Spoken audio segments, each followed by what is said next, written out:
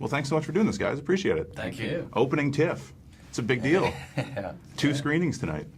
So you're going to go to both? You're going to try and hit up both? We're going to introduce the first one, and Okay. then we're going to go to the second one, and that's the one I think we'll sit down and watch. Nice. Yeah, we're going to intro both. Watching the movie with an audience, could it change the final cut? Because there's still, 3 weeks before the film's released? Done. It's done, it's We're finished, no matter what. There's No more no way I editing. can fix it or mess Oh it no, up. they hated it. Rewrite! Yeah, I'll just be up in the edit room with a pair of scissors. Yeah. Yeah.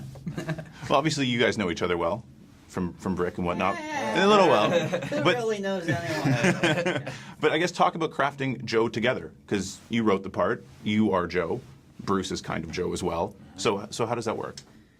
Well, once we had been talking about this story for a long time. I had told you about it like 10 years ago when I wrote the idea at first. So it had been in the air between us for a while. And I think, a large part of what we talked about was figuring out how we are going to sell you as a younger version of Bruce. I feel like the character, we talked somewhat about that, but a large part of the discussion was figuring out, both makeup-wise and performance-wise, how far we were going to push that aspect of it. Yeah. That was where most of the work went into, I think. And how do you as an actor choose to take things that Bruce has done? Obviously, you studied Bruce, watching him and the way he speaks and his mannerisms and whatnot, but you're also trying to create Joe as your own character and Ryan's character of Joe. So what do you take from Bruce and what do you bring in? Do you trust your own instincts and say, this is how I would do it, or this is how Bruce would have done it? Yeah, I think I just, I studied him. I would watch his movies and take the audio off of his movies and put them on the iPod so I could listen over and over, and just hanging out with him and sort of seeping up who he is and how he is. And then taking it from there. I mean, it wasn't an impersonation, and it wasn't the kind of thing where I wanted to, in any sort of exact way, do it just like Bruce would do it, because every character is a new character. This is a different guy than the guy that you've seen in Die Hard or 12 Monkeys or Pulp Fiction. It's his own character. Did you write the part with him in mind? I feel like you did, because I you did, studied yeah. French poetry and you want to go to France. Because I remember being in the theater, the biggest laugh line was, I'm from the future, you should go to China. Jeff Daniels. So having him as a crime boss is interesting. That's different. It's not the role you'd expect. I don't know. If there was a crime boss, I'd want it to be Jeff Daniels. Yeah. Oh, it works well. I want him to run my mob. Well, there was a great movie Scott Frank made with Joe and Jeff called The Lookout, where they had a terrific chemistry together, and it made just all the sense in the world for me to put them back together. But yeah, and Jeff, I wanted someone who was going to be not your traditional crime boss, and he's that.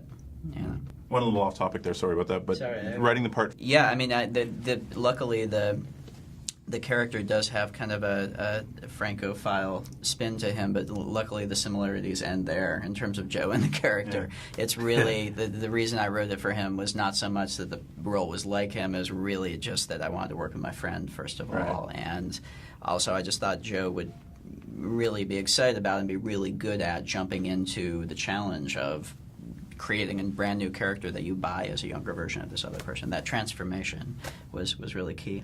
That's my favorite thing as an actor, is becoming something else other than myself.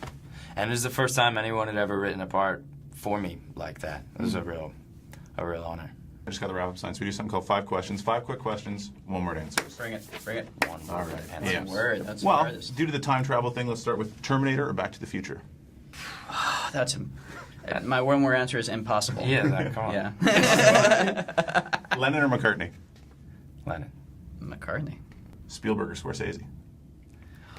Come on, these are silly questions. I asked these to everybody. Impossible. No, that's not a good question. I can't.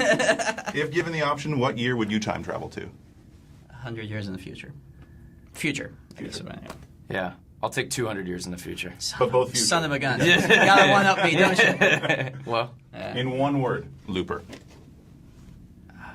That's the hardest thing in the universe. It is easier writing the script than it would be coming up with one word for it. 1 word, Looper.